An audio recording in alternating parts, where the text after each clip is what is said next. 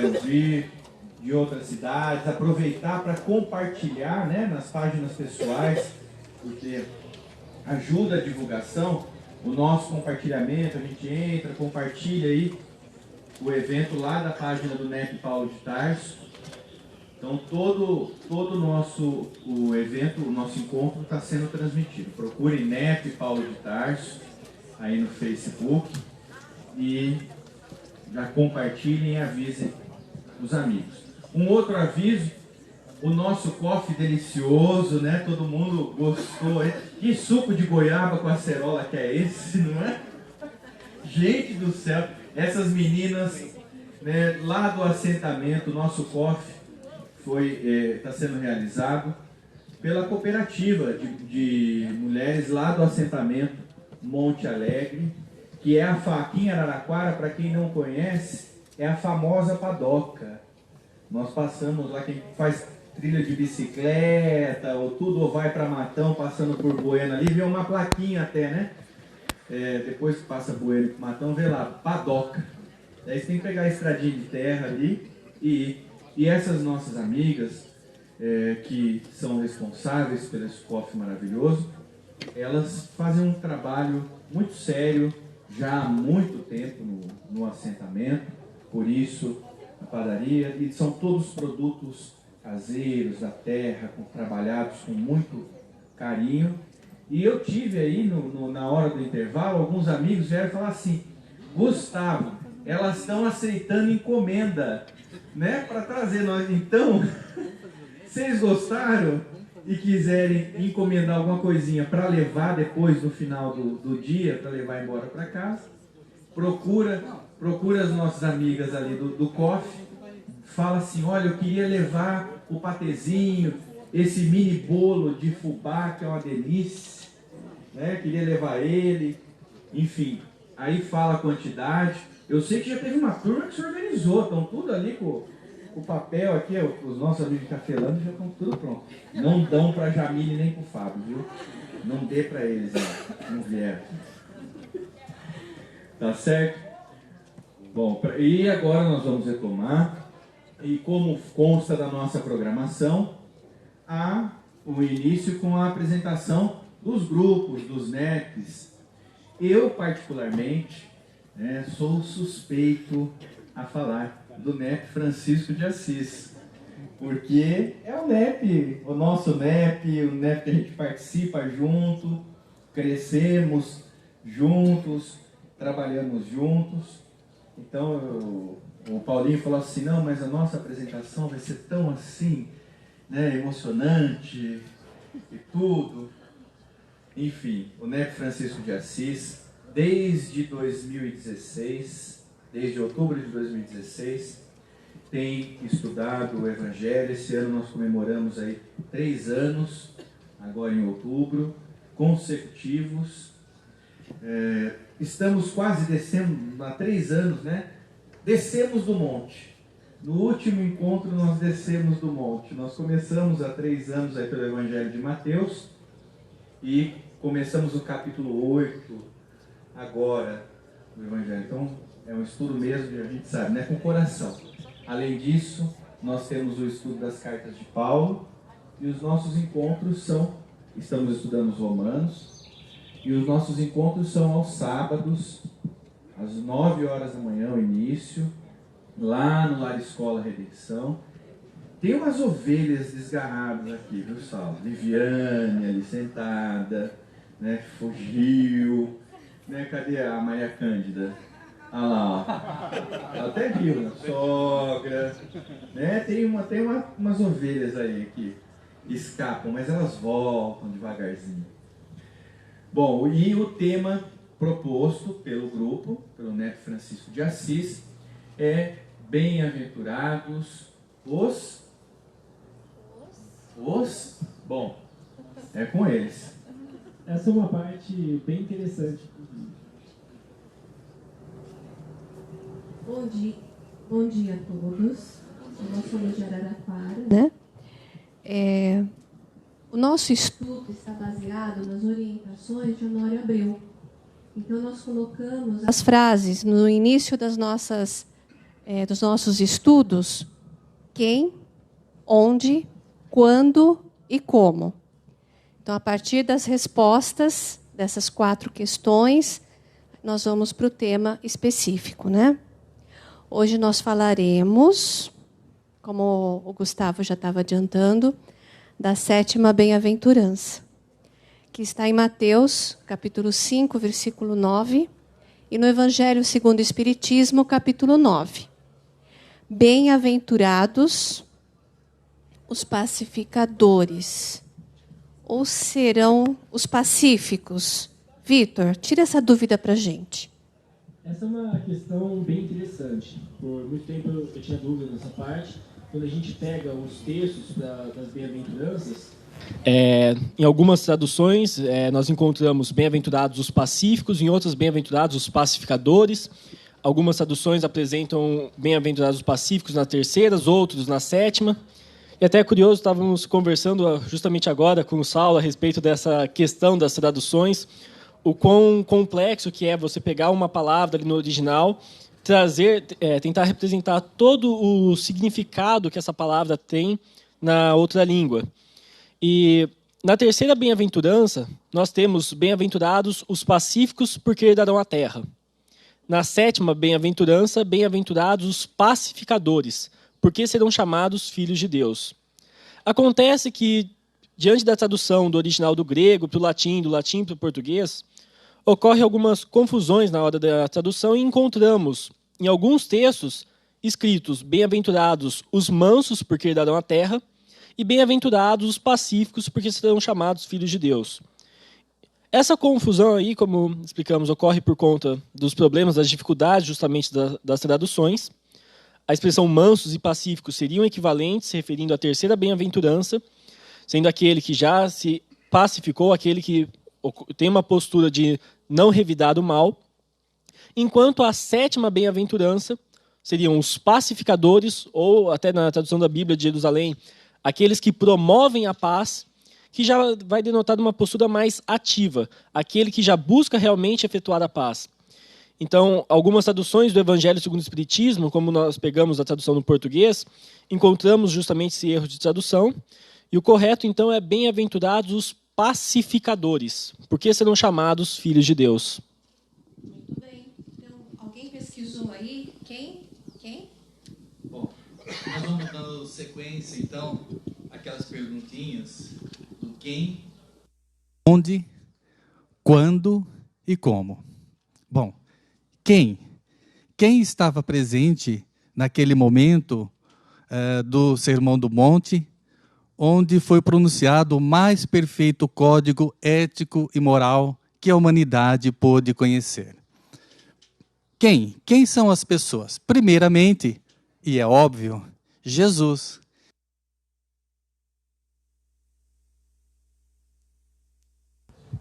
Junto com Jesus estavam os discípulos, que é todo aquele que aprende de alguém ou que segue os princípios de um mestre. Tem um certo comprometimento, mas ainda, como seres humanos falhos, falíveis, tropeçam nos caminhos. E é só nós pegarmos no Evangelho, nós vamos ler também Jesus, em vários momentos, chamando a atenção dos discípulos, reconduzindo-os ou orientando-os como eles deviam se portar e se conduzir. Então, Jesus, os discípulos e a multidão ou a turba. E é tão interessante porque lá no livro Boa Nova, de psicografia do Chico, não é? Nós vamos encontrar uma passagem que justamente fala de quem seguia Jesus, que era uma multidão de pessoas, de velhos, de crianças, de mulheres que eram marginalizadas pela sociedade e que encontravam na mensagem, que encontravam nas palavras de Jesus um alento para as suas dores, para os seus sofrimentos. Então aí nós temos na resposta do quem? Jesus, os discípulos e a multidão. Até é interessante dessa classificação aqui dessas palavras aí, a multidão e os discípulos em particular, que existe uma classificação quando a gente pega algumas personalidades, algumas passagens do texto, que podemos sintetizar os personagens que aparecem no texto do Evangelho em 4 grupos principais: os adversários, a multidão, os discípulos e os apóstolos.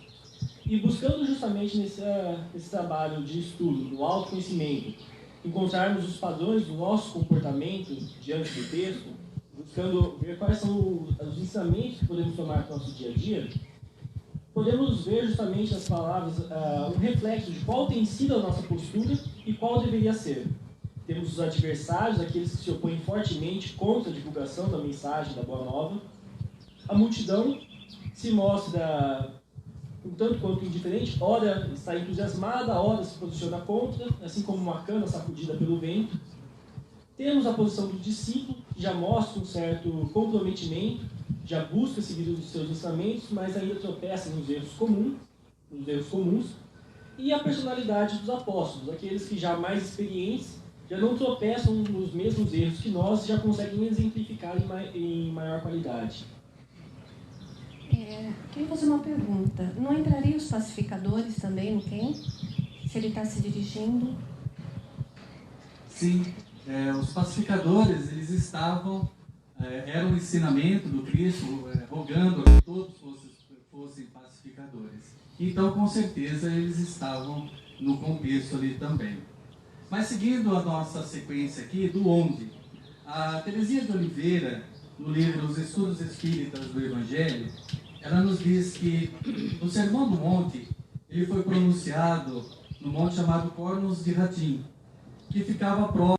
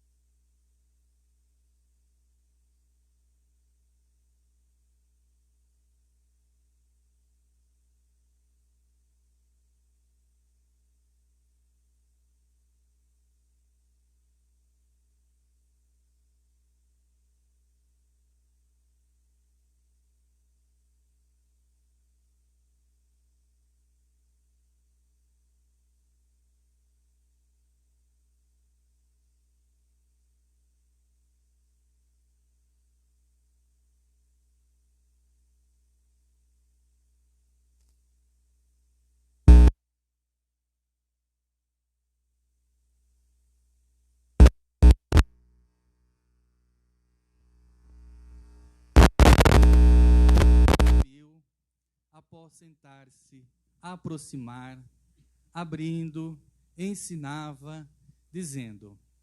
Todos esses são posturas, todos esses verbos faz parte da postura dos rabis, faz parte da conduta deles, de como eles ensinavam. Então, Mateus, neste momento, ele está reforçando o quê? Ele está reforçando a Jesus como um mestre, como um rabi. Agora, Amélia, bem-aventurados, como que você entende essa passagem? O que seria bem-aventurados? Bem-aventurados são os felizes, né? Aqueles que conseguem ultrapassar um determinado limite e alcançam um outro degrau na compreensão das coisas e na vivência. E aqui no Evangelho, particularmente nessa passagem, Jesus coloca que os pacificadores são bem-aventurados, né? Então, aí cabe uma pequena reflexão. O que é pacificador e o que é pacífico? Existe uma diferença entre esses dois? De que maneira nós podemos colocar essas duas colocações, o pacífico e o pacificador, dentro dessa bem-aventurança?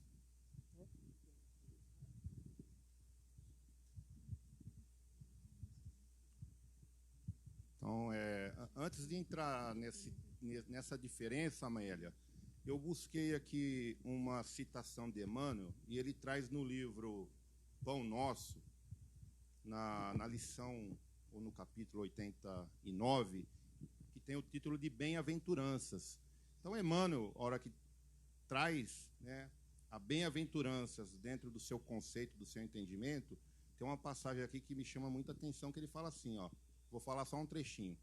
Esse ou aquele homem serão bem-aventurados por haverem edificados o bem na pobreza material,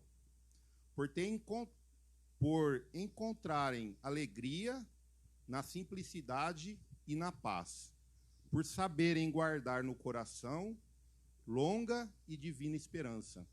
Então, quando nós falamos dos bens-aventurados, né, dos felizes, e Emmanuel já nos traz isso, nós podemos sim fazer um paralelo entre o que é o pacificador e o pacífico, né?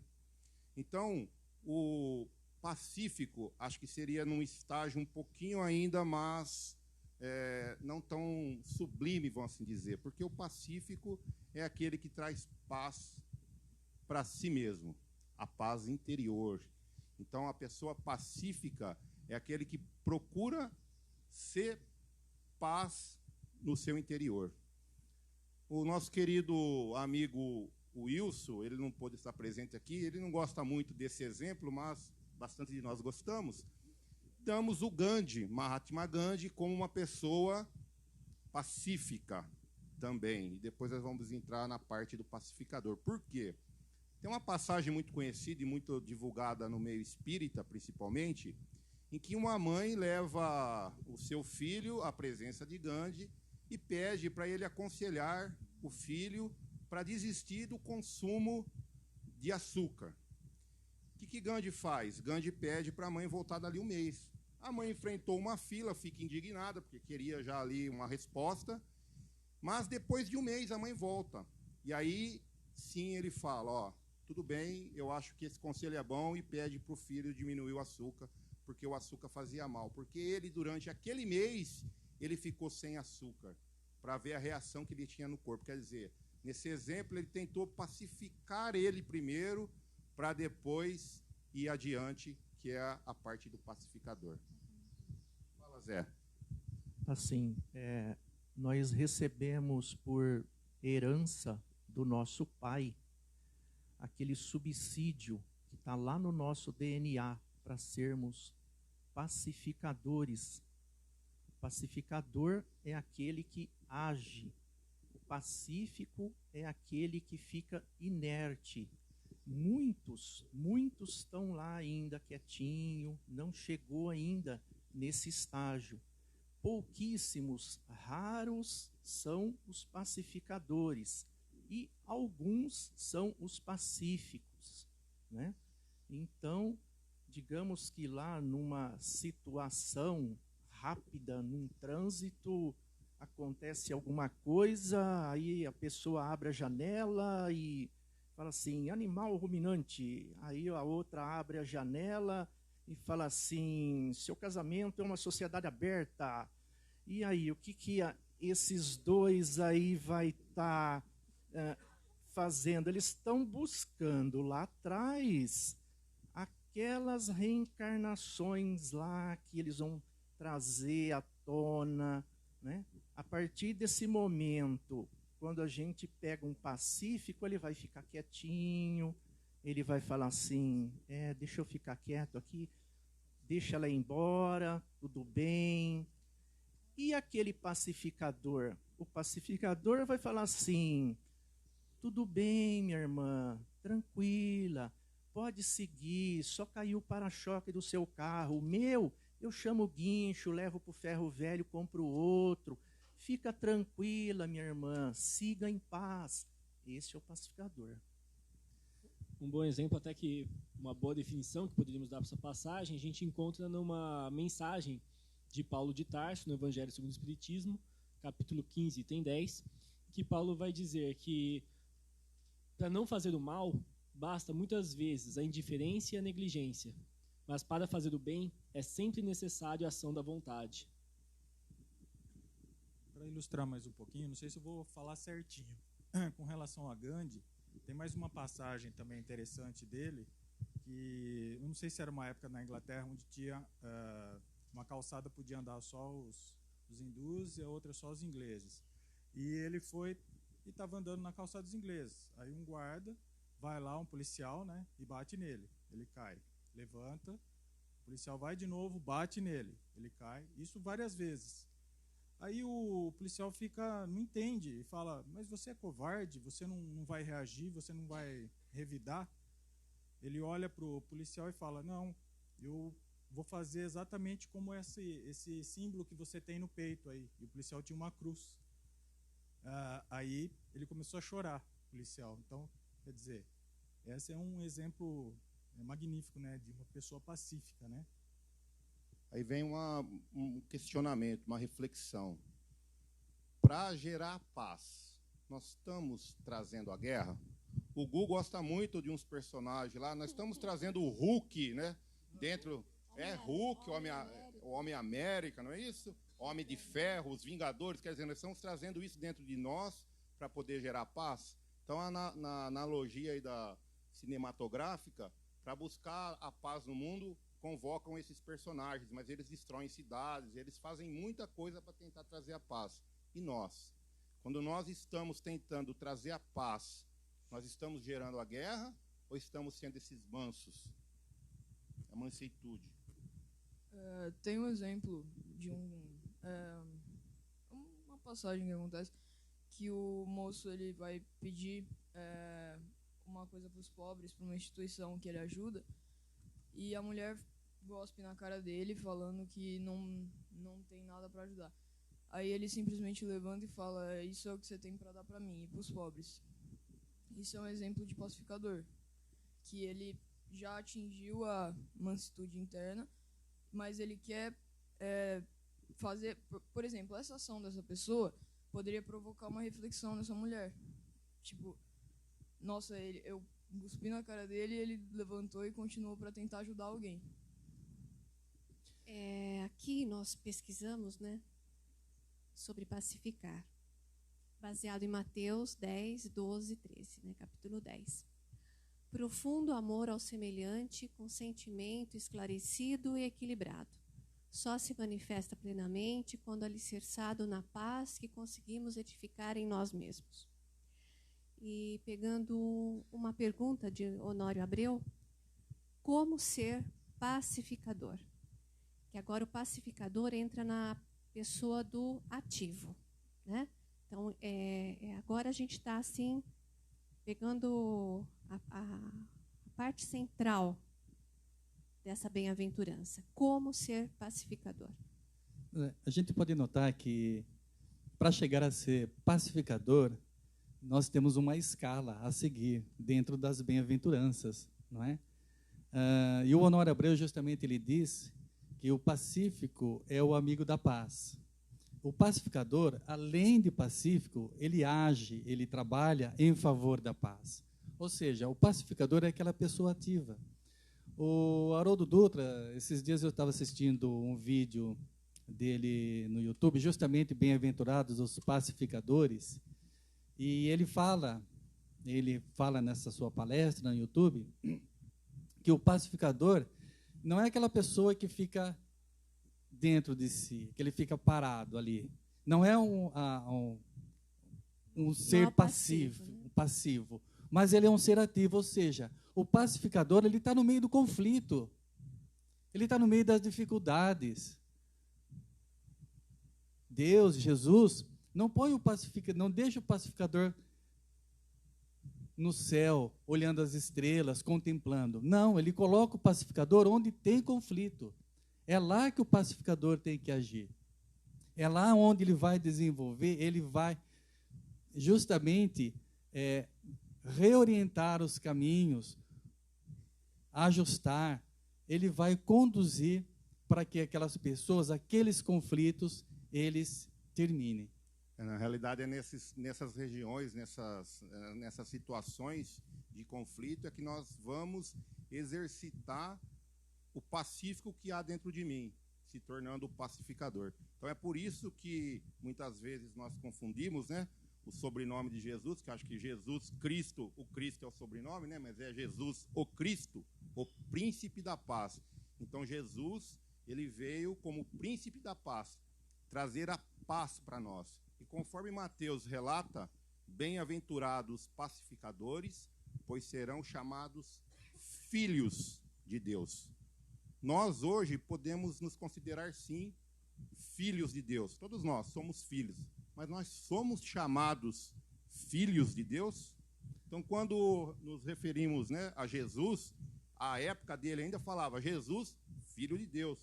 Por quê? Porque ele já era pacificado em si e era o pacificador ao mesmo tempo.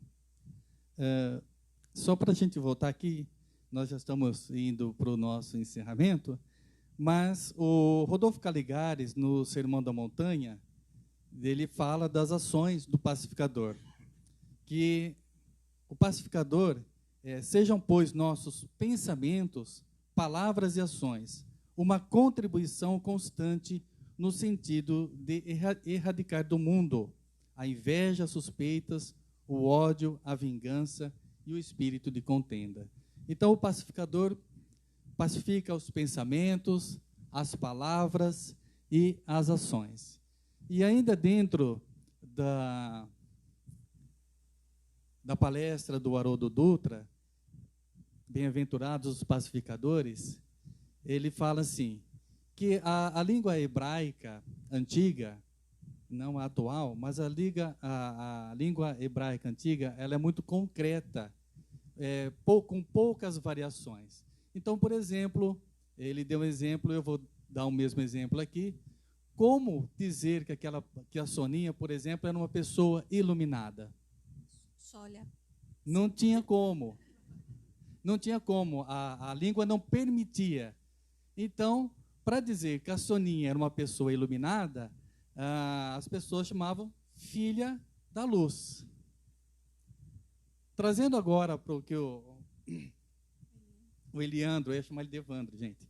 O Eliandro está dizendo, quando ele quis dizer, quando Jesus serão chamados filhos de Deus, exatamente porque o pacificador é aquela pessoa que já compreende os desígnios de Deus, já compreende os seus ensinamentos, já consegue aceitar e, principalmente, colocar em prática. Só colocar que a zona de conflito que Jesus nos coloca, às vezes a gente pensa em situações extremas, né? Está num ambiente de guerra, mas às vezes a zona de conflito é dentro do nosso lar. E a gente não consegue ser pacificador dentro do nosso lar, dentro do nosso ambiente de trabalho. Por quê? Porque nós ainda não colocamos essa paz dentro de nós. O Saulo já nos adiantou isso quando ele falou, nós não podemos dar o que não temos. Então, se eu não consigo me pacificar, como que eu vou pacificar no meu lar, né? Como é que eu vou trabalhar com aquela pessoa difícil no meu lar, no meu trabalho? Então, a ideia é ser pacificador sempre e em qualquer lugar. E ainda por cima, estar vigilante, porque às vezes a oportunidade de ser pacificador vem até nós e nós não percebemos, né? Nós não estamos atentos. Então, aquele orar e vigiar de Jesus, ele nos conclama também a isso, a estarmos atentos a todas as situações de pacificação que vierem até nós, né? E muitas vezes nós não nos reconhecemos ali como uma pessoa ativa naquele momento e perdemos uma oportunidade de ser chamado filho de Deus. Bom, então, para encerrar, é o seguinte, nós somos fazemos parte do NEP Francisco de Assis. E Francisco de Assis, né, tem a oração que todos nós conhecemos, a oração de São Francisco de Assis, e que depois se transformou numa música. Então, para encerrar, nós vamos, acompanhados pela a nossa pianista Suzy, nós vamos cantar essa música. E, dentro dessa música, nós percebemos o quanto Francisco de Assis foi um pacificador. Então, em homenagem a ele, em homenagem a todos aqueles que são pacificadores, nós vamos cantar a canção, a oração de São Francisco. E, enquanto isso, gente, vocês vão receber um lembretezinho, e quem sabe cantar, acredito que a maioria, vamos cantar junto.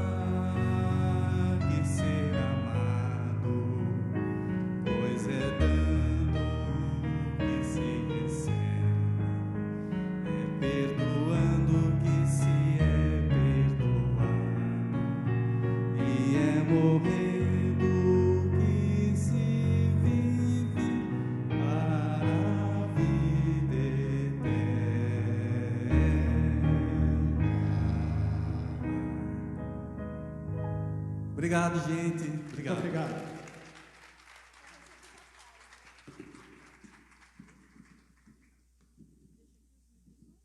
Deixa eu ligar.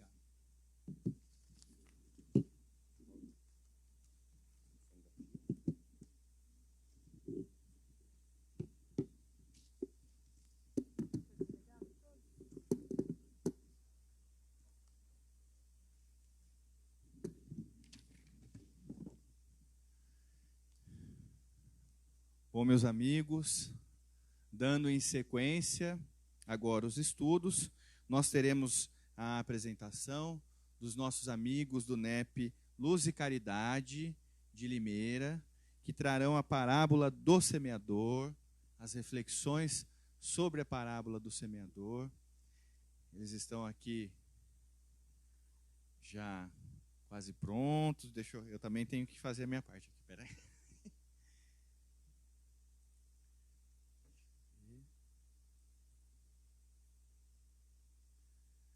A apresentação dos nossos amigos.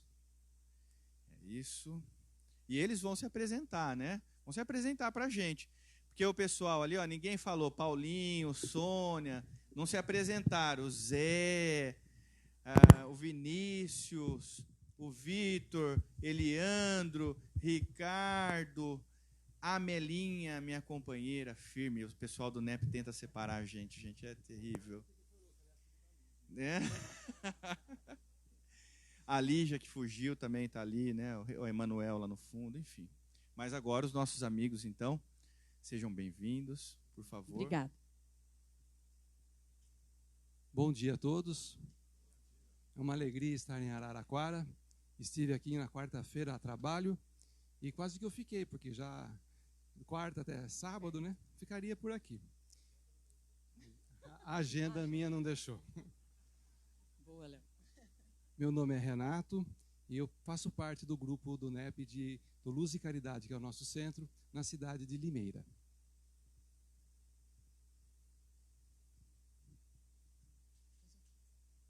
Eu sou a Vanessa. Bom dia a todos, eu sou Leonardo. Bom dia, meu nome é César. Bom dia, eu sou Érica.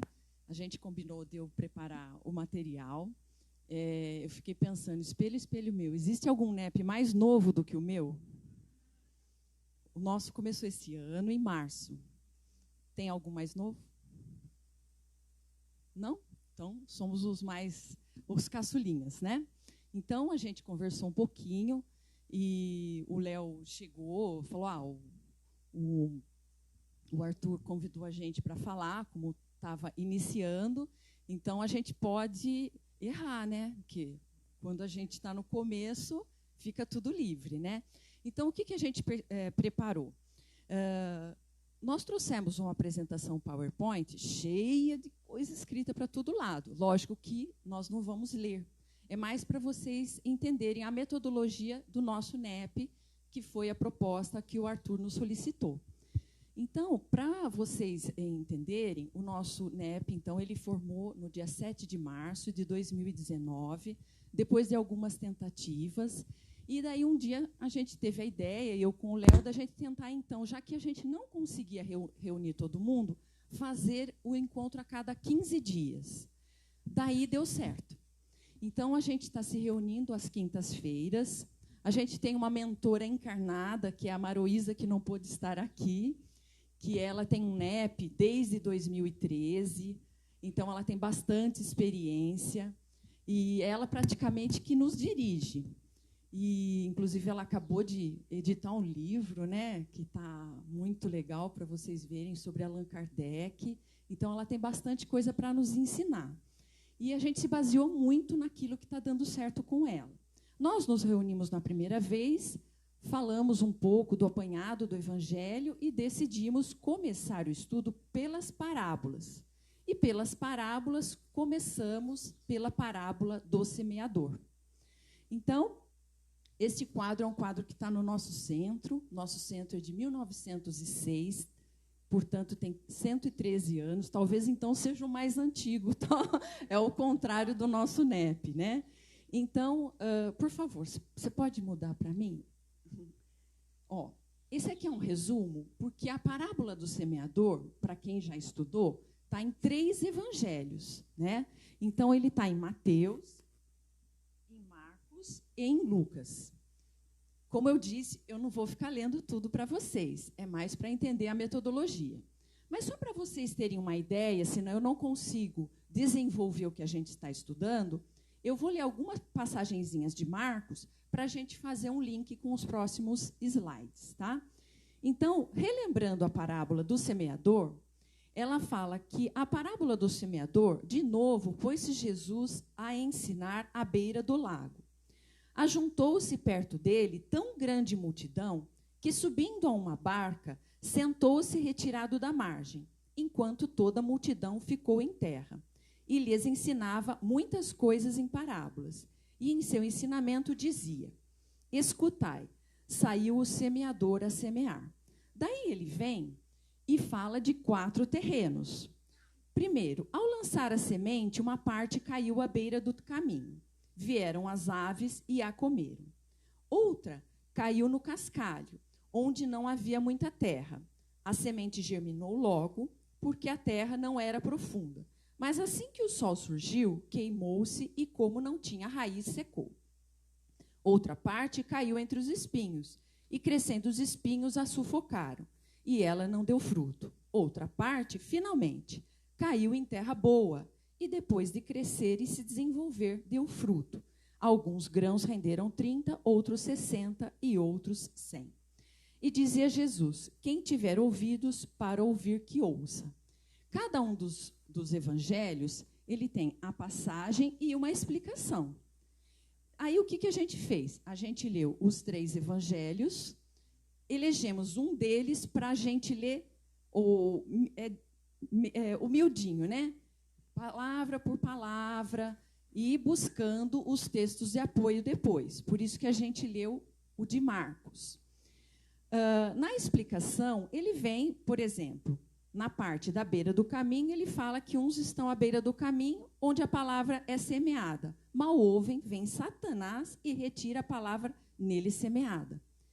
Igualmente, sementes semeadas em cascalhos são aqueles que, ao ouvirem a palavra, logo a recebem com alegria, mas não têm raízes em si mesmos. São inconstantes e assim que surgem adversidades e perseguições por causa da palavra, logo fraquejam. Outros ainda recebem a semente entre espinhos, ouvem a palavra, mas veem as preocupações do mundo, a fascinação das riquezas, as muitas cobiças e a sufocam e tornam estéril. Os que recebem a semente em terra boa são aqueles que ouvem a palavra, acolhem-na e dão fruto, uns 30, outros 60 e outros 100. Você pode mudar mais um? Bom, daí a gente fez mais ou menos como o outro grupo, né? E a gente chama de roteiro de estudo. Aí a gente vê qual que é o tema, a parábola do semeador. As datas que nós desenvolvemos o tema foram 4 reuniões. Lógico que a gente percebe que ler a parábola do semeador, estudar a parábola do semeador em 4 encontros não é suficiente. Tudo que a gente vai estudando, a gente vê que tem muita coisa a mais para estudar.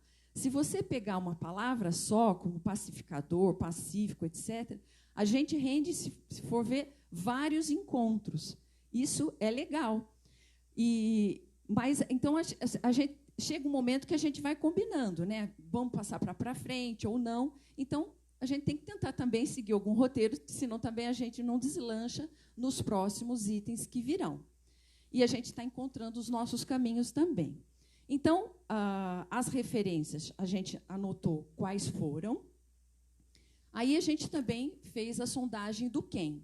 Os personagens. O personagem principal da parábola do semeador é o semeador Jesus. Claro que outras discussões houveram. Por quê? Pode ter o principal semeador, que é aquele que jogou a semente inicial, que somos nós, que é o próprio Deus, né? Que nos lançou no início de tudo, que nós temos aquele germe divino que não deixa de ser uma semente.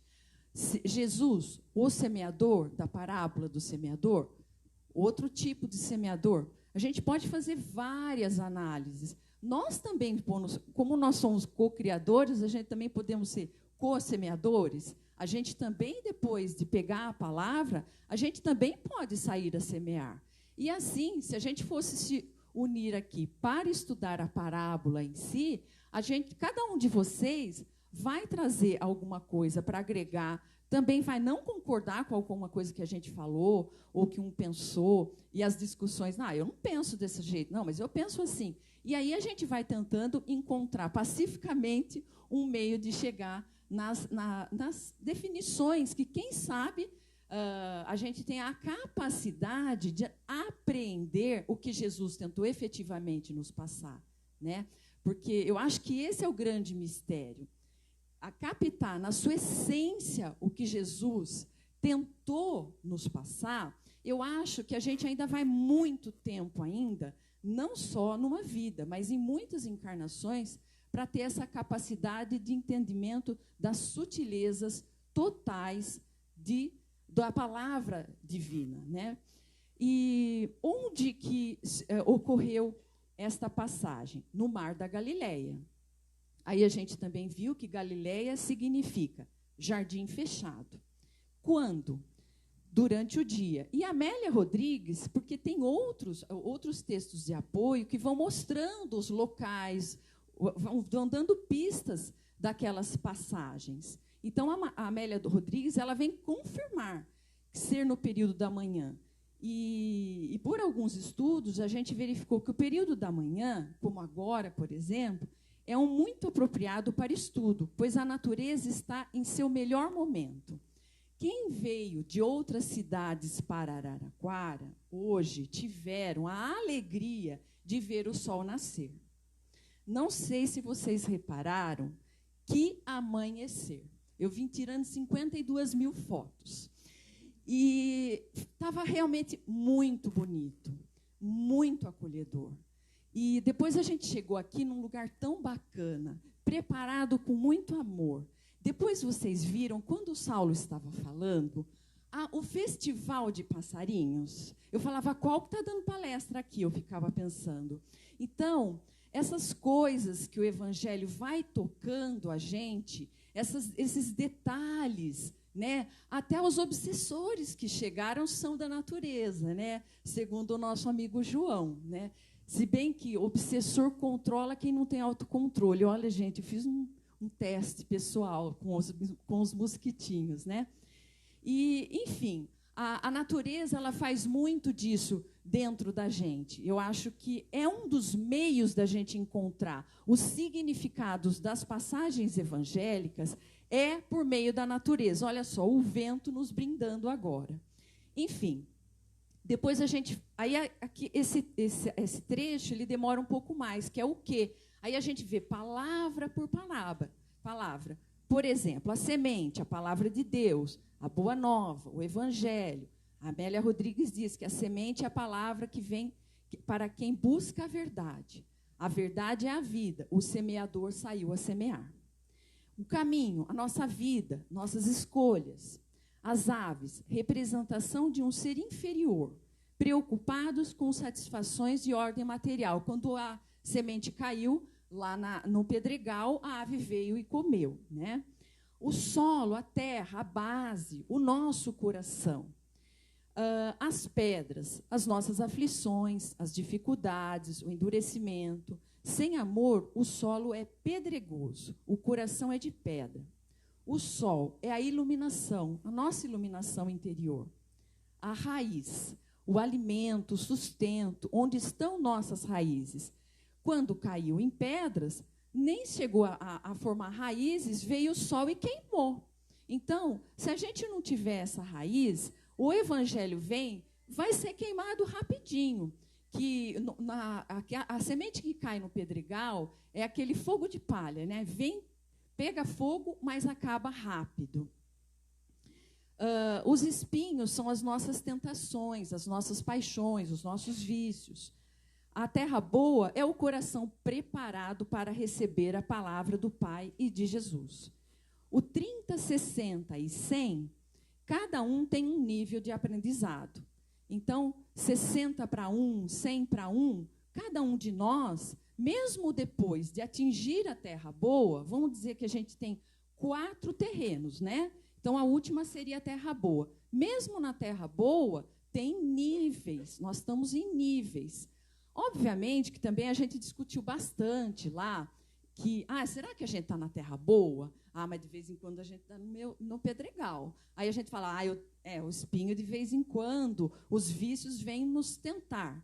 Então, a gente teve bastante discussão nesse sentido de que a gente ainda tergiversa em vários terrenos, infelizmente, ainda. A gente ainda não está ali na terra boa só exemplificando o evangelho e pacificando, o outro falando isso no trânsito. Eu não sei se eu ia falar, pega esse seu para-choque maravilhoso, eu quero te ajudar. Eu talvez ficaria meio, né, tentando me controlar. Então, eu acho que a gente ainda usa esses diferentes terrenos no nosso dia a dia. Mas a gente está aqui no encontro do NEP. Então, a gente tem que estar cada vez mais exercitando e adubando para que a nossa terra seja cada vez melhor, né? Cada vez mais boa, se é que tivesse essa palavra, né? Então, a gente tem que ser cada vez mais terra boa, porque Jesus está ali, paciente, esperando aquilo germinar, né? E também, como? Que ações? Então, o resumo assim, muito básico seria semear e esperar. E o semeador Jesus continua semeando e esperando, confiante, graças a Deus, e paciente, pois tem a certeza de que no momento adequado a semente brotará. É como a gente com filhos, né? Quanta paciência um pai, uma mãe tem com um filho, não é verdade? É uma pequena demonstração do que o nosso pai maior e nosso irmão faz conosco. Ele espera, mesmo que vê a gente errando toda hora, né? Fala, mas eu já fiz isso, né? em relação ao nosso filho. Ai, se ele não fizesse isso, precisa voltar tão tarde, precisa beber, precisa não sei o quê. E a gente fica assim arrasado. Mas a gente ainda erra tanto, não é? Então, Jesus está nos aguardando. E a gente tem que também fazer a nossa parte. E a Malô, o apelido da Maruísa é Malô, ela lembrou uma coisa muito legal. Existe uma semente de uma gramínea no deserto chamado Vale da Morte, que fica 30 anos no solo seco e quente, sem morrer. Mas basta um leve chuvisco para ela voltar e brotar. Não é demais isso? Então, é muito bacana. Então, vamos passando mais um pouquinho para frente. A gente fez um quadro muito legal para resumir o nosso estudo. Isso. Então, se a gente verificar os tipos das pessoas, as consequências e o espiritismo. Nessa parte que está a coluna do espiritismo, é praticamente o que está na explicação da parábola do semeador no Evangelho segundo o Espiritismo, capítulo 17. Então, vamos lá, bem rapidinho. Então, à beira do caminho, os indiferentes, os imaturos, os preocupados apenas com a manutenção da vida material. O pedregal, aquela pessoa realmente de entusiasmo fácil. A gente vê muito isso na casa espírita, aquela pessoa que chega e ajuda, e vai ajudar, e faz e tudo, e logo desaparece. Fala, nossa, mas aquela pessoa, cadê? E ninguém sabe mais dela, né? E o espinheiro, os conhecedores do Evangelho, mas medrosos. É aquela história do ser e do ter. É difícil você optar definitivamente pelo ser, né? Eu acho que, na vida material, nós precisamos buscar o equilíbrio. Não dá nem só para o ser, só ficar rezando o dia inteiro, que eu acredito que não é bem isso que Jesus está querendo da gente, tá? Mas você também não pode pensar só na parte material. Esse equilíbrio, em tudo que a gente faz, é o segredo de tudo. E a terra boa, os cristãos sinceros. Consequências são óbvias, né? Cada um, de acordo com o seu terreno, vai colhendo as coisas boas ou ruins que a vida vai oferecendo. Então, vamos lá. Aqui, mais um, por favor. Só está um resuminho muito rápido, tá? Que é à beira do caminho aquele que não compreende, o solo rochoso, aquele que não tem raiz, entre os espinhos, cuidados do mundo e riquezas, e boa terra, aquele que ouve e compreende. Mais um, por favor. Daí a gente foi para os textos de apoio. Estou fazendo meio rápido para vocês terem uma ideia do total do nosso estudo, né? Então, aí a gente viu alguns dos textos de apoio foram Amélia Rodrigues, o livro Primícias do Reino, o item 6, Semente de Luz e Vida. Vários textos do Emmanuel, que podem ser tanto dos livrinhos Fonte Viva, Vinha de Luz, quanto dos Evangelhos, segundo Emmanuel, que agora nós temos o último livro editado, né? O 7º, né? E tá a maioria deles estão tanto numa coleção quanto na outra. A gente colocou a coleção que mais assim todo mundo conhece, que são os livrinhos Fonte de Luz, Vinha de Luz. E os itens e os títulos. E a gente estudou todos esses que falavam alguma coisa de alguma das 3 passagens, de Mateus, de Marcos e de Lucas. Também Allan Kardec, o capítulo 17, Rodolfo Caligares e Caio Barque também não pode faltar no nosso estudo, que ele é maravilhoso no detalhamento do Evangelho. Agora, para vocês terem uma ideia, eu separei em 2 partes esse resumo anterior. Veja bem, cada passagem eu peguei um trechinho, né? Também não vou ler todos eles, mas para exemplificar, por exemplo, uma fala do próprio Saulo de manhã, eu vou falar o último ali da Fonte Viva.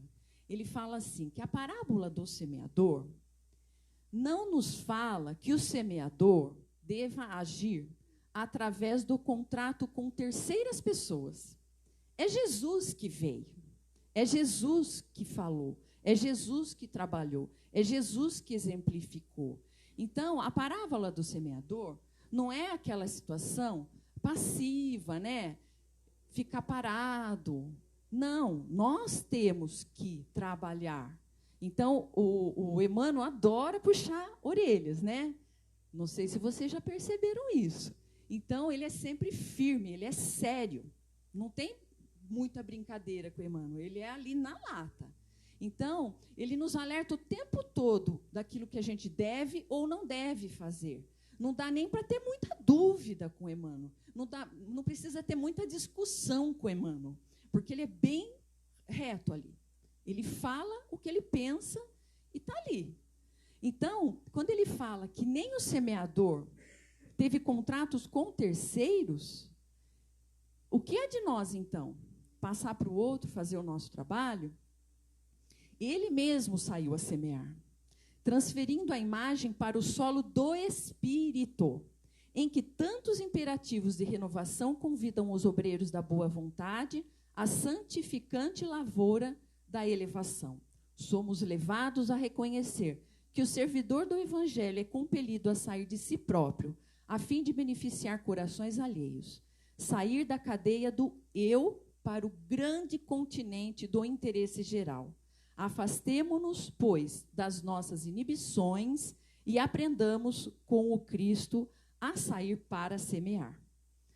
Então, isso só uma das passagens de Emmanuel, porque a gente fica boquiaberto com cada coisa linda que essas passagens nos trazem. E o detalhamento de cada palavrinha, que a gente poderia juntar todos esses textos. Você põe mais um para mim, por favor?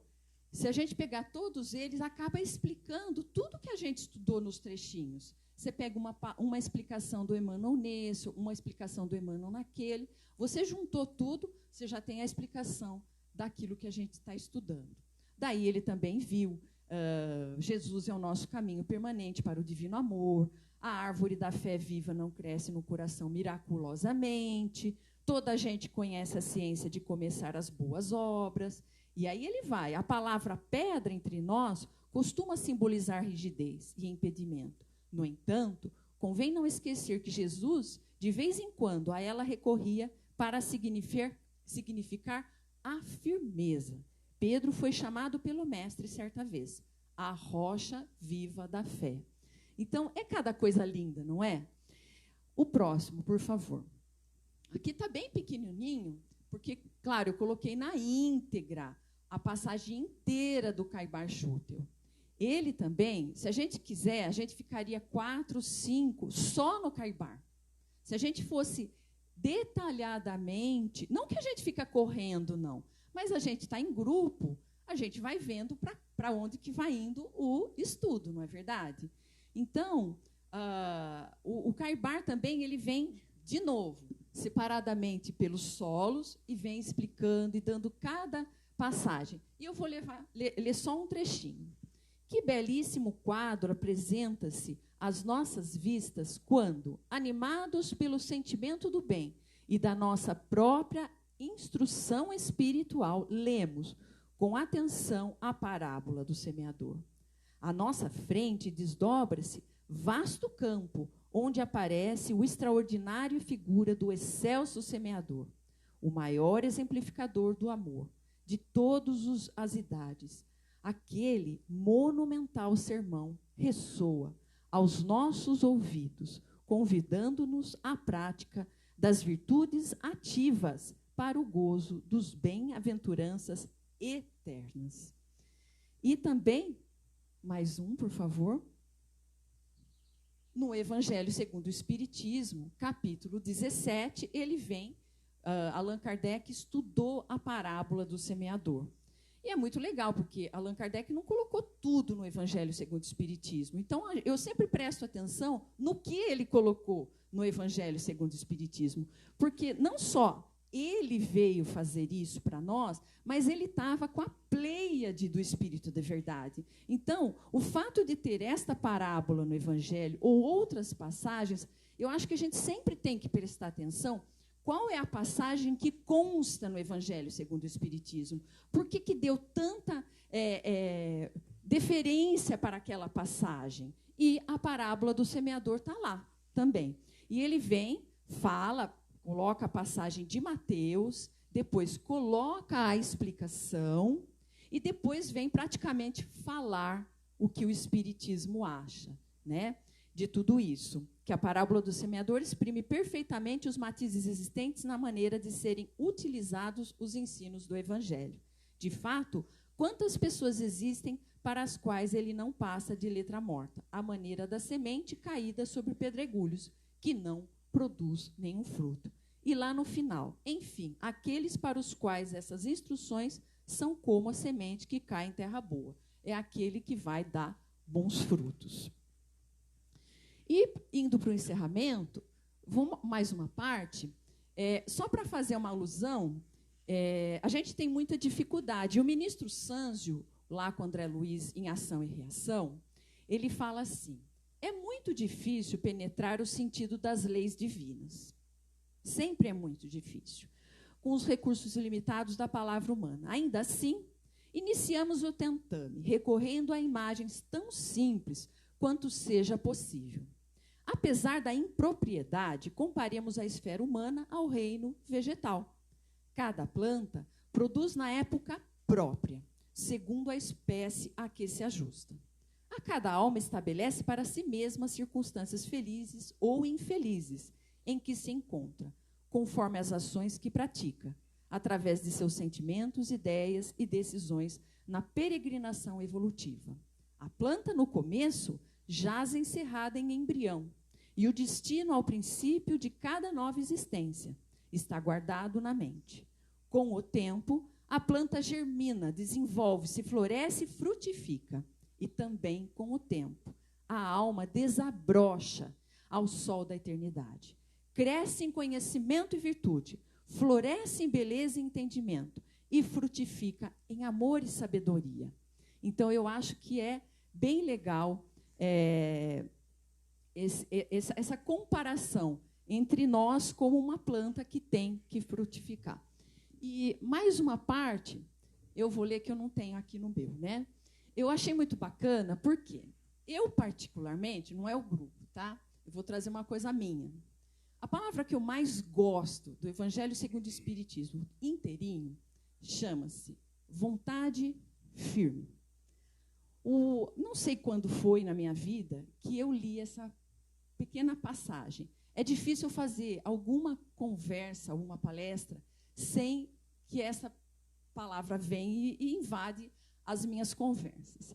E eu achei muito legal, porque a parábola do semeador, ela está no capítulo 17. A palavra em cima da parábola do semeador, a última palavra, antes, é a bendita que me persegue. Então, eu vim aqui falar sobre a parábola do semeador. Olha um pouquinho para cima, está lá a bendita da vontade firme, que eu falo 24 horas por dia na minha vida. Então, olha só, é a passagem exatamente dos bons espíritas. Então, eu achei legal, porque Allan Kardec, ele tem essa capacidade, essa disciplina e essa didática, gente. Então, eu falei assim, por que Allan Kardec colocou no Livro dos Espíritos, antes da parábola do semeador, aquilo que a gente tem que ler sempre, que é os bons espíritas? Por que será? Ele preparava o terreno para a gente receber a parábola do semeador. E ele diz assim, aquele que podemos com razão qualificar de verdadeiro e sincero espírita, encontra-se num grau superior de adiantamento moral. O espírito já domina mais completamente a matéria e lhe dá uma percepção mais clara do futuro. Os princípios da doutrina fazem vibrar-lhes as fibras, que nos outros permanecem mudas. Numa palavra, foi tocado no coração, e por isso a sua fé é inabalável. Um é como músico, que se comove com os acordes. O outro apenas ouve os sons. Reconhece-se o verdadeiro espírita pela sua transformação moral e pelos esforços que faz para dominar suas más inclinações. Enquanto um se compraz limitado, o outro que compreende a existência de alguma coisa melhor, esforça-se para se libertar. E sempre o consegue, quando dispõe de uma vontade firme. Não é uma vontade qualquer, é uma vontade firme aquele que se propõe a estudar e praticar o Evangelho. Então, eu gostaria de fazer uma frase, para terminar, do Victor Hugo, mas não dos livros psicografados após seu desencarne, mas do livro Os Miseráveis, que eu indico inquestionavelmente para que todos vocês leiam um dia. Esse livro, Os Miseráveis, é um compêndio de luz. Ele fala do começo ao fim sobre Deus. E ele fala que no momento que o bispo, que é uma pessoa muito bondosa dentro do livro dos Miseráveis, o bispo ele tem um sentimento tão puro em relação a Deus, e ele fala tanto de Deus no livro, numa profundidade que poucos livros espíritas me tocaram tão profundamente. E ele fala que ele tem um pequeno jardim para passear. Ele realmente tem um pequeno jardim, ele cultiva as flores, as hortaliças, as frutas. Mas ele tem uma imensidão para meditar. Então, fiquemos com esse jardim que está esperando que a gente desabroche dentro de nós, mas que nunca nós estaremos abandonados, porque ele está sempre nos consolando, já dizia o Consolador Prometido. Então, vamos ficar com essas palavras tão generosas de Victor Hugo, que disse que temos uma imensidão para meditar. Meditar sobre os ensinos de Jesus, sobre os ensinos de Deus, arregaçar as mangas para que o Evangelho não seja uma letra morta, mas principalmente que o Evangelho frutifique dentro de nós. Eu acho que é o objetivo principal de cada um dos nossos NEPs. Muito obrigada pela participação aqui. A gente agradece. Vocês querem passar alguma coisa? 2 horas? Não, tudo bem. Então, a gente realmente agradece essa oportunidade, que a gente possa ser... que dê certo a nossa união para o estudo do Evangelho, que possam vir outros anos, e que dê tudo certo para nós, aqui no Luz, e para vocês, em cada um dos NEPs.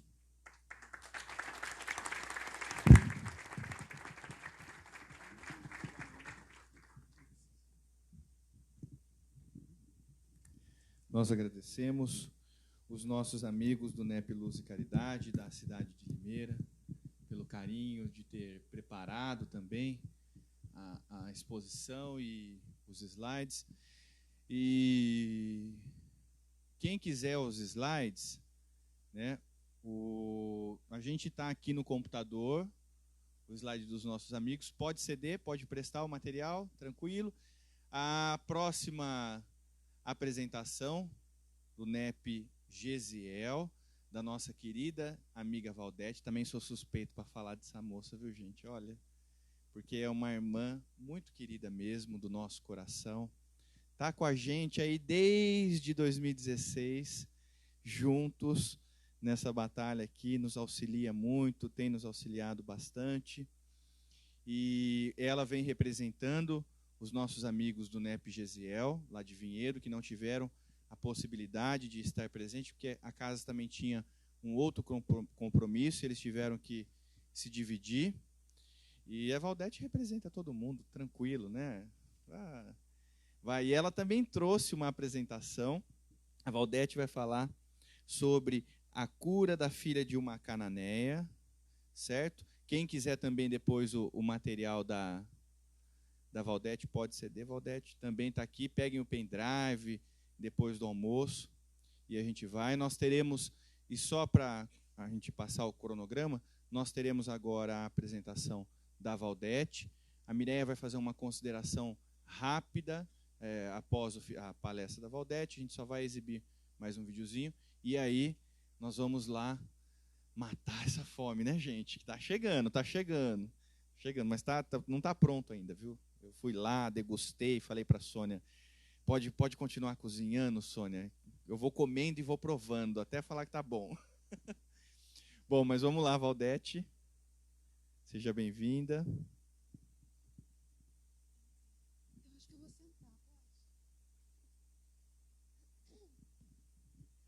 Bom dia a todos. Uma alegria realmente estar aqui. E assim, eu acho que Jesus deve estar sorrindo bastante, né? De ver tanta gente unida em torno da palavra dele, que é muito importante. Como Saulo disse no começo, né? Essa ligação nossa com o Evangelho, ela é recente, mas ela é de suma importância para o nosso crescimento, para a própria divulgação do Espiritismo, né? E para a divulgação do Evangelho, da palavra do Cristo realmente. Então, ele deve estar sorrindo bastante, né? E que o sorriso dele possa nos envolver mais uma vez aqui, me fortalecendo aqui para poder passar para vocês a mensagem. Eu gostaria de pedir para ele ir passando, que nós vamos ler a passagem primeiro, para a gente poder melhor se localizar, né? Então, veja, depois de sair dali, Jesus retirou-se para as partes de Tiro e Sidom. Eis que uma mulher cananeia, que saíra daquele território, gritou, dizendo, Senhor, filho de Davi, tem misericórdia de mim. Minha filha está horrivelmente endemoniada. Mas ele não lhe respondeu. Seus discípulos rogaram, dizendo, despede-a, porque está gritando atrás de nós. Em resposta, disse, não fui enviado, senão as ovelhas perdidas da casa de Israel. Então ela chegou, o reverenciou, dizendo, Senhor, socorre-me. Em resposta disse, não é bom tomar o pão dos filhos e lançá-lo aos cachorrinhos. Ela, porém, disse, sim, Senhor, mas também os cachorrinhos comem das migalhas que caem da mesa dos seus senhores. Então, em resposta, Jesus lhe disse, ó mulher, é grande a tua fé, seja feito para ti como desejas. E desde aquela hora, sua filha foi curada. Essa passagem está em Marcos também, mas a gente está se atendo mais a Mateus. É uma passagem lindíssima, que a princípio choca um pouco forte. E para a gente entendê-la melhor, a gente requer alguns conhecimentos da cultura, da tradição, um pouco de história, né, para a gente poder entender o contexto que aconteceu essa passagem, né, esse incidente, essa situação, para a gente poder entender e não ficar assim entristecido com Jesus, né, porque a primeira vez que eu li eu fiquei triste com Jesus, né? Então vamos lá, você pode passar. Então a gente vai, como eles disseram aqui, a gente vai por partes. Muitas vezes a gente se atém a alguma expressão ou às vezes só uma palavra. E essa passagem nos dá assim como que links para a gente fazer diversas reflexões. O material vai estar disponível, mas a gente tem um material que é mais completo do que isso que está aqui, que também, se alguém tiver interessado depois, com todos os textos que a gente consultou, com todas as fontes. Então, se houver interesse de alguém, é só falar com a gente que a gente passa também, né? Então, aqui, o primeiro link que a gente pede, por favor, é a palavra retirou-se. E a gente lembra de uma frase de Jesus que está em Marcos, que diz assim, vinde vós aqui à parte a um lugar deserto e repousai um pouco, porque havia muitos que iam e vinham e não tinham tempo para comer.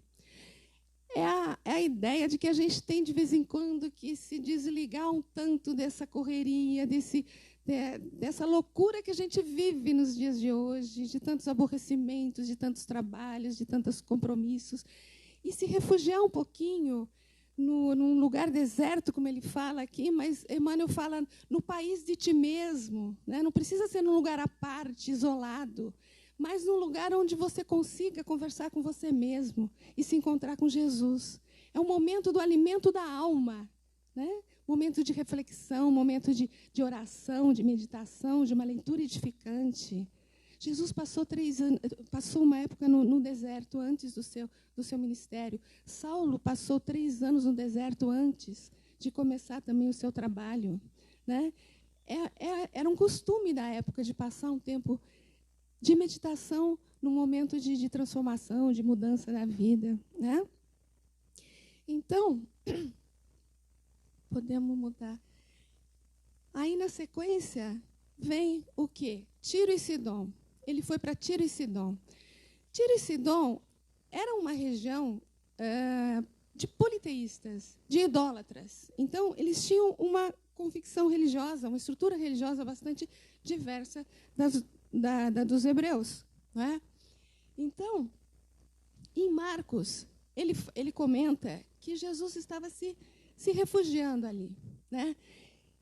Então, a gente entende, Gustavo, a gente entende que não havia interesse ali, não havia propósito para uma pregação. Por quê? Porque aquele povo era politeísta, era idólatro, eles ainda não estavam preparados, ainda não tinham grandes condições de receber a mensagem do Cristo e aceitá-la e entendê-la. Né? Jesus também, lá no capítulo 10 de Mateus, ele até fala, não tomeis o caminho dos gentios, não entreis em cidades de samaritanos, ide de preferência as ovelhas perdidas da casa de Israel. Quer dizer, na verdade, Jesus sabia que ele não podia se aproximar muito, na verdade, dos samaritanos, por exemplo, que eram inimigos mortais dos hebreus. Não é? Porque se ele se aproximasse muito dos samaritanos, por exemplo, ele poderia endurecer o coração dos discípulos, dificultar, inclusive, o trabalho dele, a divulgação da sua mensagem. Então, a gente pode alterar?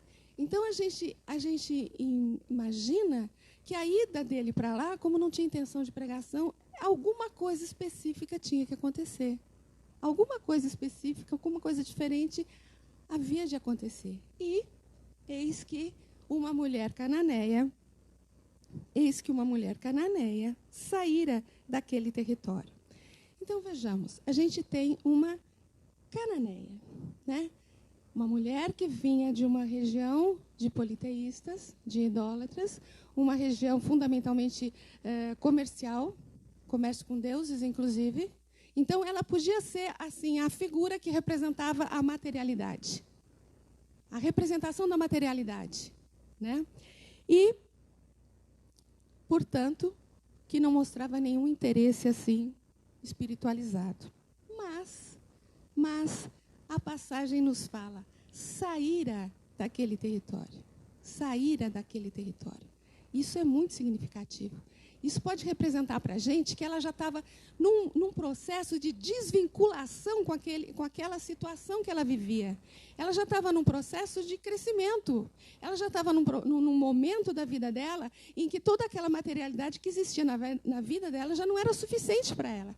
Ela já buscava novos entendimentos, ela já buscava novas propostas. Né? Então, mas ela é julgada pelo que ela era, uma cananeia. Então, aqui tem mais um link para a gente refletir, né? Que é o não julgueis.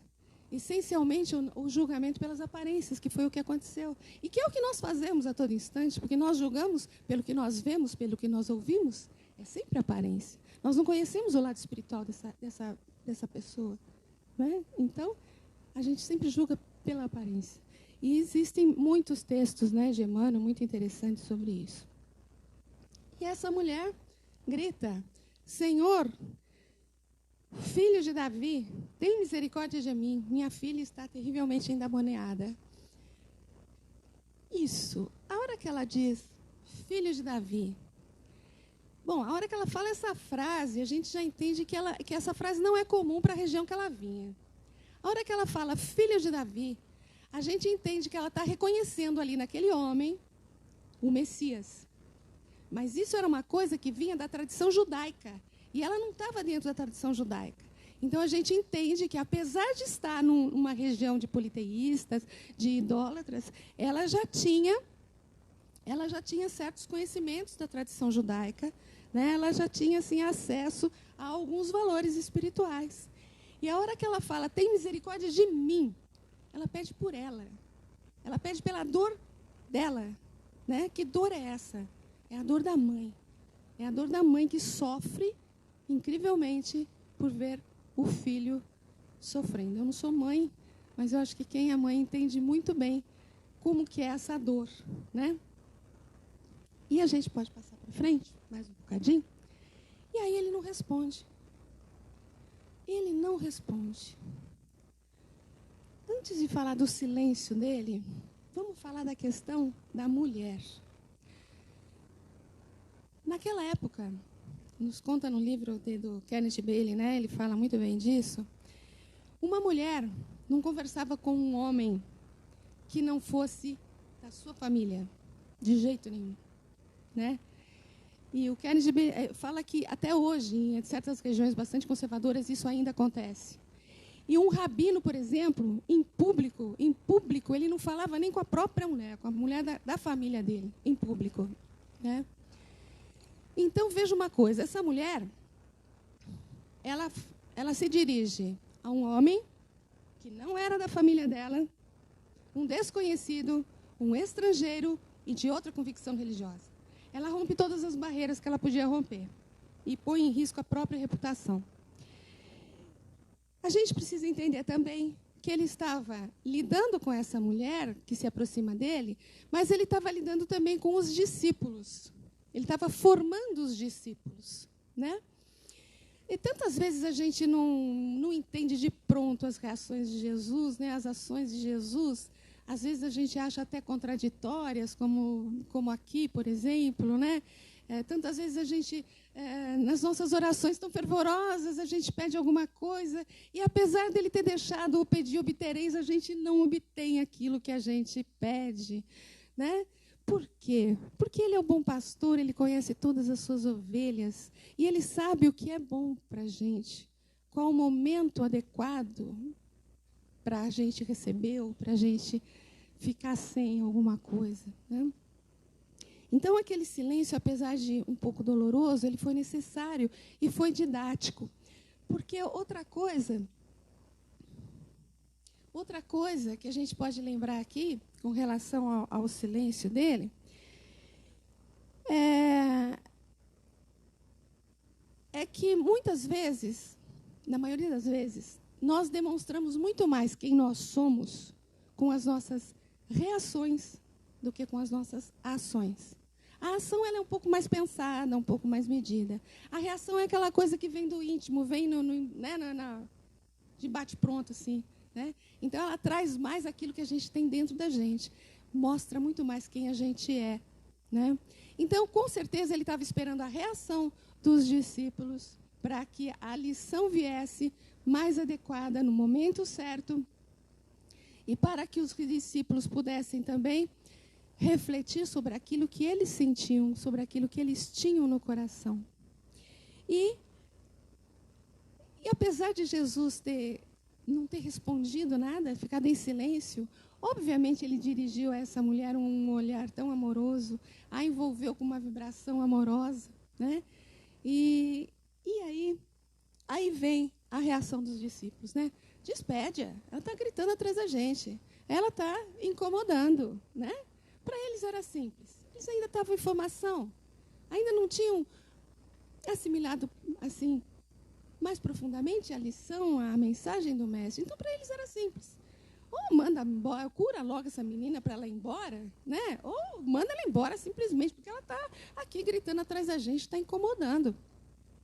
Está incomodando.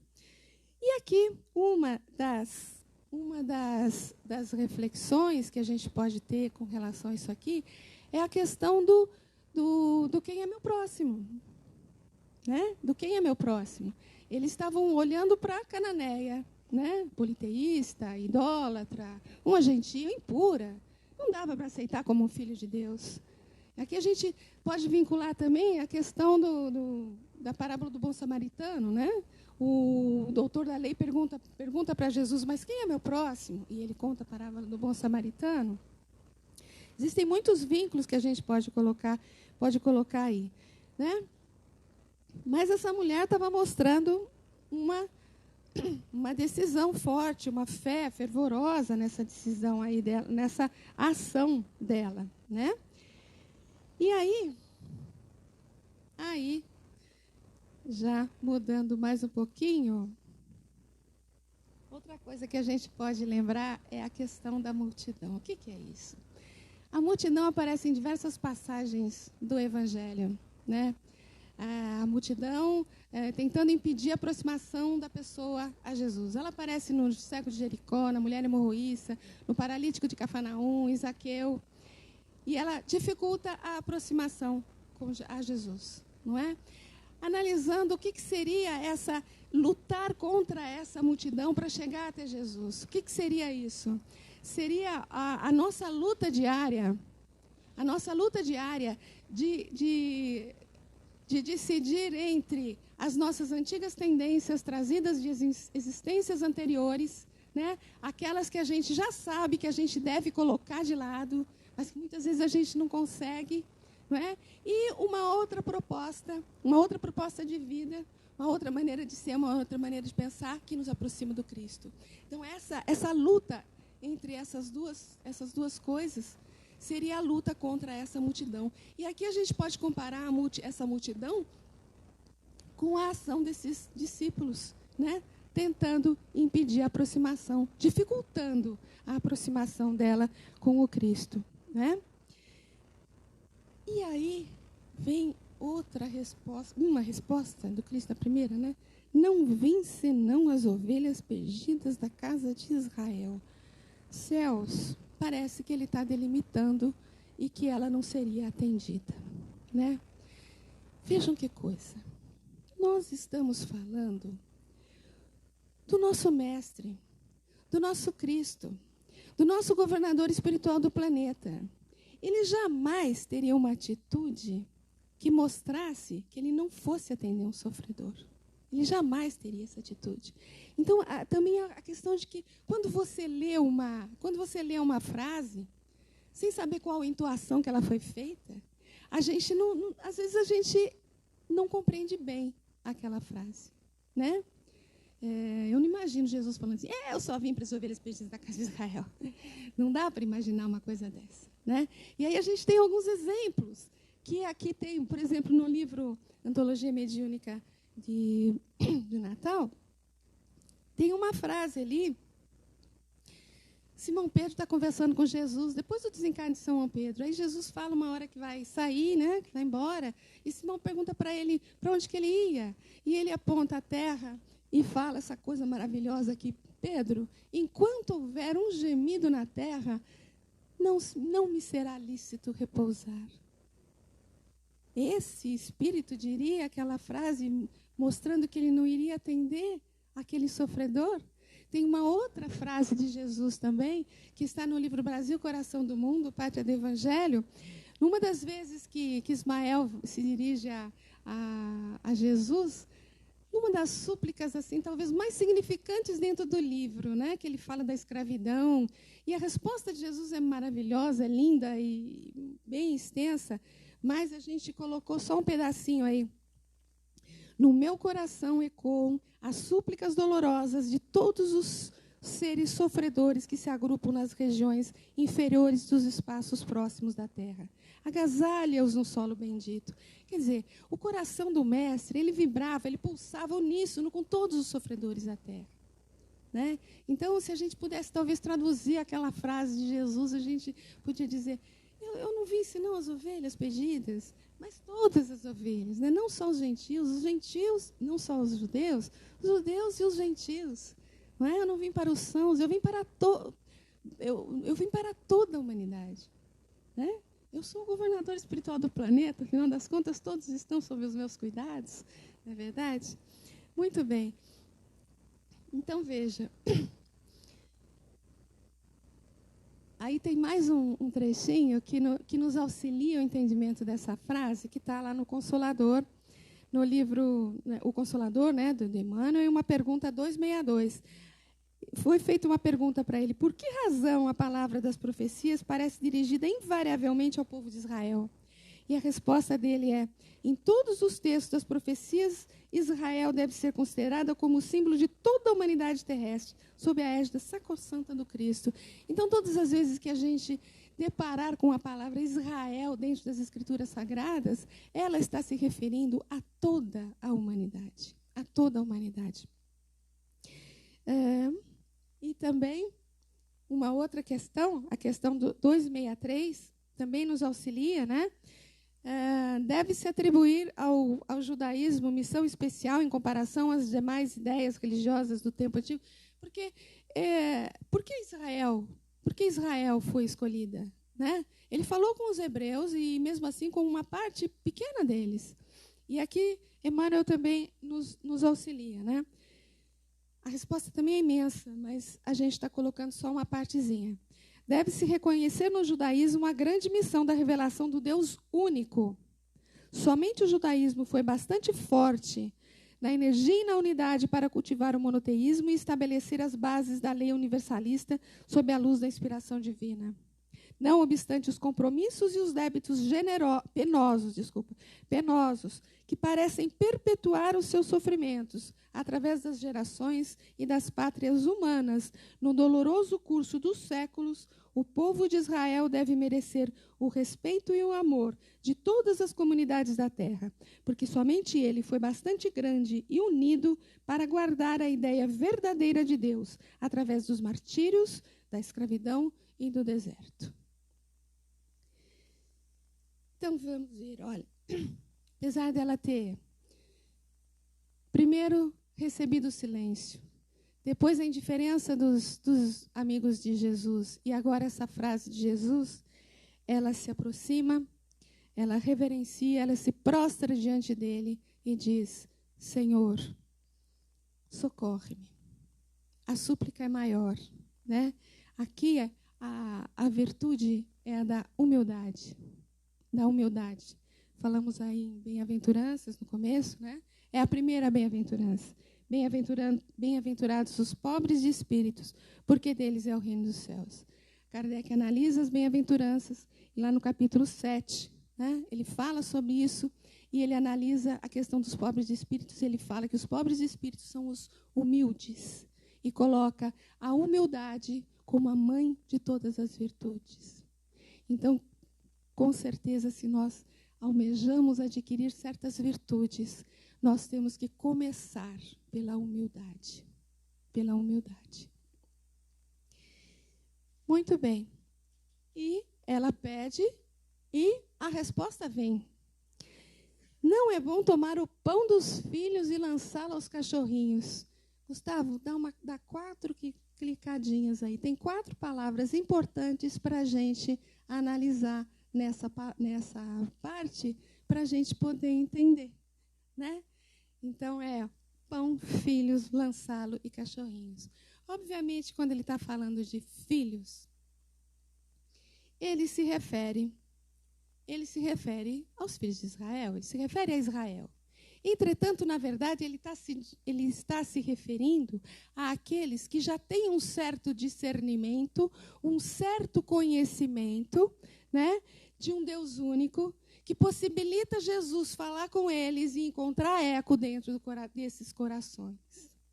Quando ele fala de cachorrinhos, na verdade, a gente tem que lembrar que alguns estudiosos nos dizem que os judeus chamavam os gentios de cães.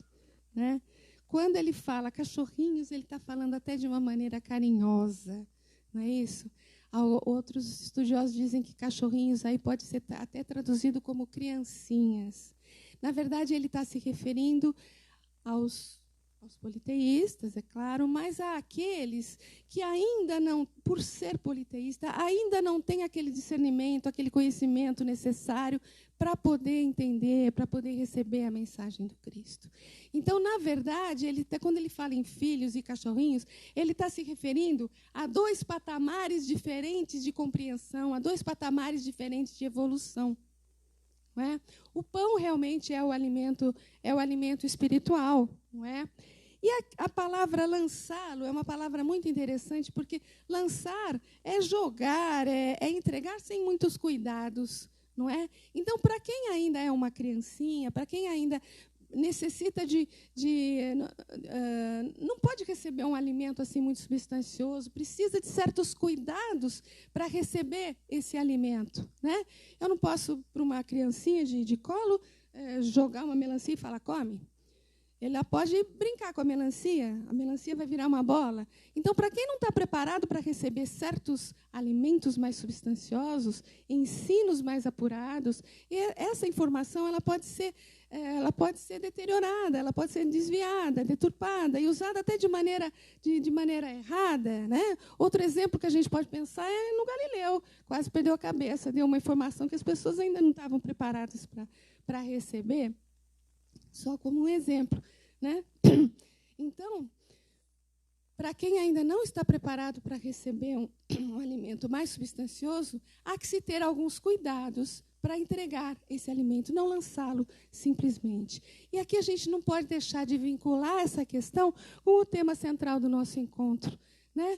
Há que se instruir, há que se ajudar, há que se oferecer esse alimento, há que se instruir com amor, com carinho, com dedicação. E trabalhar com muita fé, porque esse irmãozinho nosso vai prosseguir e vai conseguir atingir um patamar mais elevado.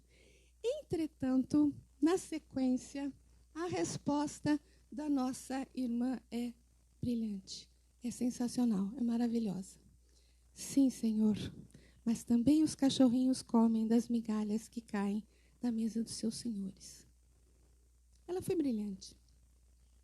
Veja uma coisa. Ela usou a resposta do Cristo para dar a resposta dela, para se colocar. O que ela está falando? Quando aparecem as migalhas de uma mesa, quando a mesa era abundante, quando a mesa era farta, todos se fartaram, todos comeram abundantemente e ainda sobraram as migalhas que alimentaram os cachorrinhos. Né? Então, ela está comparando com a abundância do amor, da misericórdia do Cristo, que pode, com seu amor, abraçar toda a humanidade, agradeço bastante. Abraçar toda a humanidade, acolher todos que chegam perto dele, e pedem ajuda, que pedem um socorro. Não é? Então, essa mulher mostra uma fé imensa, ela mostra uma perseverança imensa, porque ela insistiu naquilo que ela queria. Ela mostra uma vontade firme, como falou a nossa amiga, não é? Ela mostra uma humildade tremenda, e ela aceita a posição, o patamar dela inferior de cachorrinho, né? Reconhece a abundância do amor do Cristo, e ela se contenta com as migalhas. Ela se contenta com as migalhas. E Jesus reconhece isso, né? Reconhece a grandeza desse Espírito, porque ele forneceu já desde o início, desde o seu silêncio, ele já estava fornecendo a ela uma oportunidade de testemunho, uma oportunidade dela provar toda essa fé, toda essa grandeza, a robustez desse Espírito que vai se revelando ao longo da passagem. Ele deu essa oportunidade para ela. Ele permitiu que fosse mostrado que ele estava sendo persuadido. Ele não foi persuadido, ele sabia muito bem aonde iria chegar aquela mulher. Ele conhecia aquele Espírito, como conhece cada um de nós. Então, é fantástica, é fantástica. Então, quando ele fala que seja feita a sua vontade, ele reconhece a grandeza desse Espírito. Ele reconhece, não, ele demonstra, ele mostra para as pessoas a grandeza desse Espírito. Né? Então, essa passagem, resumidamente, ela fala para a gente do quê? Ela fala de uma fé perseverante, ela fala de humildade, ela fala da vontade firme, ela fala de preconceitos, de julgamentos, essencialmente pelas aparências. Ela fala dos preconceitos, preconceito de gênero, preconceito de etnia, preconceito de tudo que se possa pensar, político, de qualquer coisa, qualquer tipo de preconceito. Não é?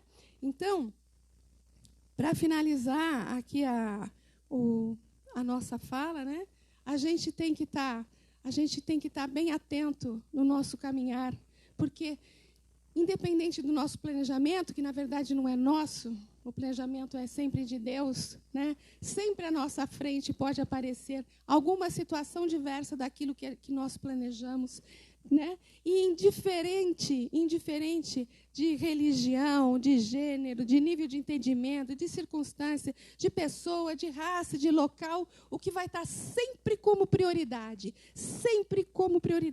é a necessidade de auxiliar o nosso irmão. É isso, tá? Eu tenho 2 minutos? Tenho. Porque eu tenho na sequência um texto que é de Meimei, que fala das migalhas, que eu gostaria de encerrar com ele, porque é um texto maravilhoso, que é migalha de amor, né? Não menospreze a migalha de amor que te pode marcar o concurso no serviço do bem. Estende o coração através dos braços e auxilia sempre.